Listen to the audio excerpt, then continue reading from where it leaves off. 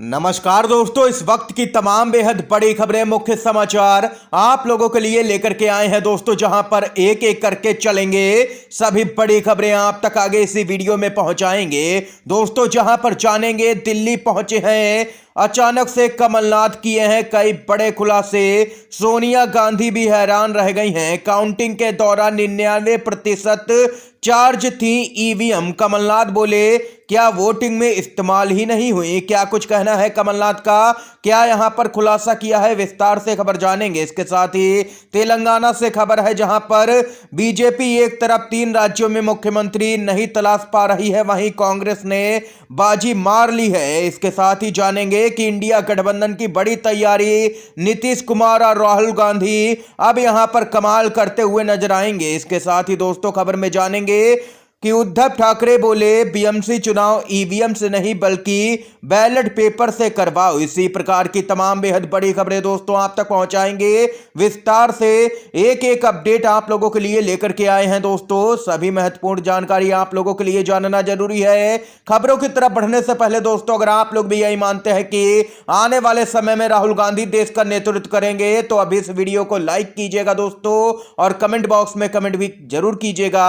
जय हिंद, जय भारत। पहली बड़ी खबर आ रही है, काउंटिंग के दौरान 99% चार्ज थी ईवीएम। क्या वोटिंग में इस्तेमाल ही नहीं हुआ? कमलनाथ ने कांग्रेस की हार के बाद उठाए हैं कई गंभीर सवाल। जी हां दोस्तों, मध्य प्रदेश विधानसभा चुनाव में कांग्रेस को मिली हार के बाद यहां पर तमाम नेता ईवीएम पर अपना गुस्सा निकाल रहे हैं। इसी कड़ी में पूर्व सीएम दिग्विजय सिंह के बाद अब कांग्रेस के प्रदेश अध्यक्ष कमलनाथ ने भी यहां पर सवाल खड़े कर दिए हैं। बताते चले आप लोगों को, यहां पर कांग्रेस पार्टी जहां बड़े अंतर से हारी, वहां पर 100 से अधिक ईवीएम मतगणना के समय 99% तक चार्ज मिली, जबकि मतदान के दौरान 10 घंटे से ज्यादा इनका उपयोग हो चुका था। इसका मतलब है कि मतगणना की प्रक्रिया के दौरान इन मशीनों का बिल्कुल उपयोग नहीं हुआ, जो कि किसी भी सूरत में संभव नहीं है। इससे इस बात का शक होता है कि या तो ईवीएम बदली गई हैं या उनके साथ छेड़छाड़ की गई है। प्रत्याशियों ने बताया है कि औसतन 100 ईवीएम मशीनें या 20,000 वोट से छेड़छाड़ का गंभीर मामला दिखाई देता है। बताते चलें, जब पोस्टल वोट में कांग्रेस को प्रचंड बहुमत मिल रहा था, तो ईवीएम में अचानक से कम हो जाना संदेह पैदा करता है। यह यहां पर रिपोर्ट सौंपी गई है कमलनाथ को पूरे मामले में, जिसमें यहां पर गंभीर आरोप लगाए गए हैं कि कई सीटों पर ईवीएम 99% तक चार्ज मिली, यानी कि इसका मतलब है कि वे ईवीएम यहां पर मतदान के दौरान इस्तेमाल ही नहीं हुई।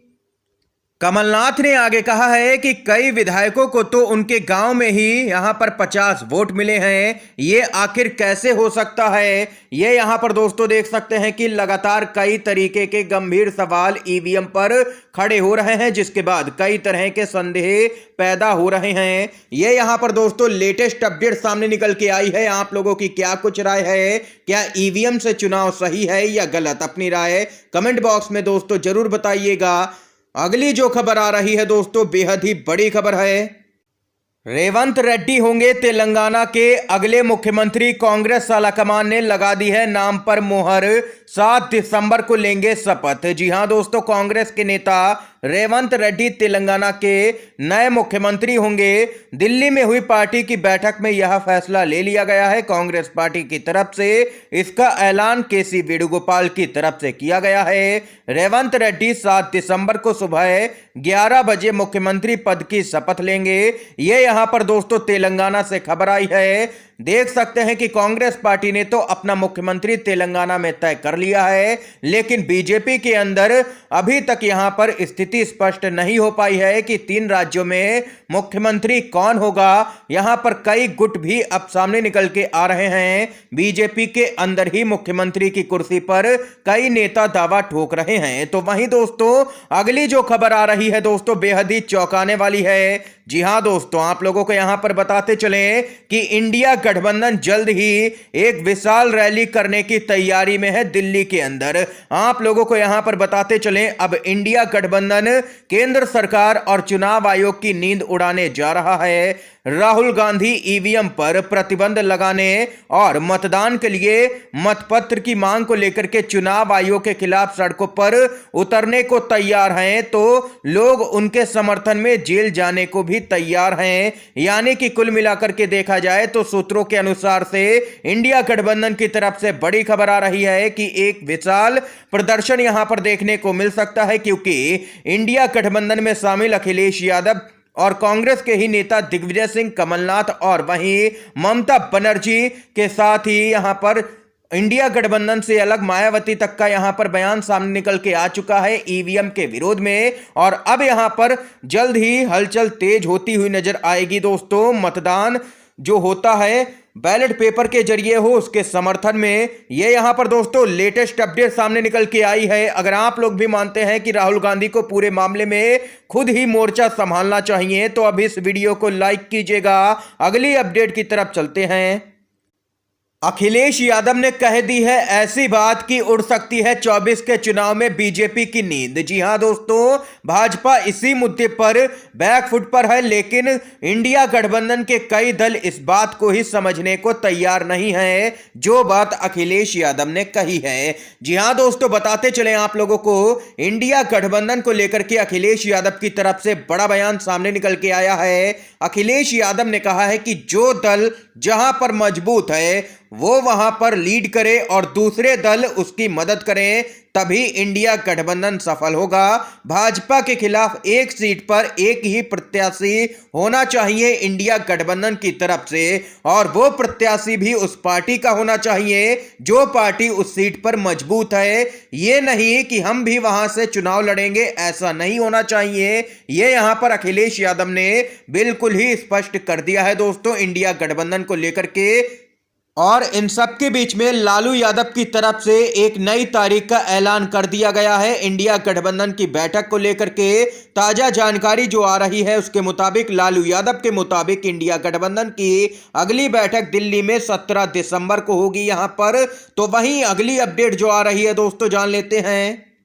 उद्धव ठाकरे ने महाराष्ट्र सरकार को दे दी है खुली चुनौती, कहा बीएमसी चुनाव ईवीएम से नहीं बैलेट पेपर से करवाएं। जी हां दोस्तों, बड़ी खबर आ रही है। शिवसेना उद्धव बालासाहेब ठाकरे के अध्यक्ष और महाराष्ट्र के पूर्व मुख्यमंत्री उद्धव ठाकरे ने राज्य की बीजेपी और शिंदे सरकार को आगामी बीएमसी चुनाव ईवीएम के बजाय मतपत्र से कराने की खुली चुनौती दे दी है। उद्धव ठाकरे ने मीडिया को संबोधित करते हुए कहा है कि हाल ही में 5 राज्यों के विधानसभा चुनाव में से 3 में बीजेपी को सफलता मिली, लेकिन हिम्मत है तो बीएमसी चुनाव ईवीएम के बजाय बैलेट पेपर के जरिए करवा करके दिखाएं।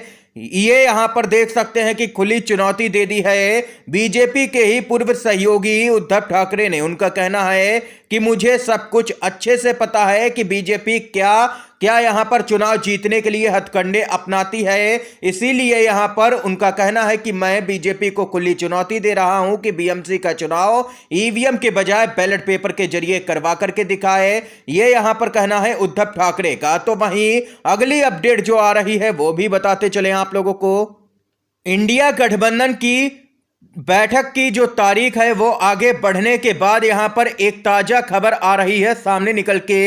एक जानकारी ये सामने निकल के आई है कि नीतीश कुमार उत्तर प्रदेश पहुंच रहे हैं। जी हां दोस्तों, जनवरी में उनकी पहली रैली बनारस में होगी, दूसरी रैली अंबेडकर नगर में होगी। उनके दल के नेता बनारस में तैयारियों का जायजा लेकर के पटना भी लौट चुके हैं। यानी कि नीतीश कुमार कुछ बड़े संकेत यहां पर दे रहे हैं। उनके ताबड़तोड़ दौरे अब उत्तर प्रदेश के अंदर नजर आएंगे और माना जा रहा है कि वो यूपी से लोकसभा का चुनाव भी लड़ सकते हैं और बनारस में वे यहां पर प्रचार करेंगे, पहली रैली करेंगे, जिसके बाद माना जा रहा है कि नीतीश कुमार पीएम मोदी के खिलाफ भी चुनाव लड़ते हुए नजर आ सकते हैं। दोस्तों, ये यहां पर इस समय की आज की तमाम बेहद बड़ी खबरें, मुख्य समाचार थे दोस्तों जो हमने आप लोगों तक पहुंचाए। अगर आप लोगों को ये वीडियो पसंद आया हो तो दोस्तों अभी इस वीडियो को लाइक कीजिएगा, ज्यादा से ज्यादा इन खबरों को, मुख्य समाचारों को शेयर कीजिएगा अपने सभी दोस्तों में, और चैनल पर न है तो दोस्तों चैनल को जरूर सब्सक्राइब कीजिएगा। वीडियो देखने के लिए आप सभी दोस्तों का बहुत बहुत धन्यवाद। जय हिंद, जय भारत।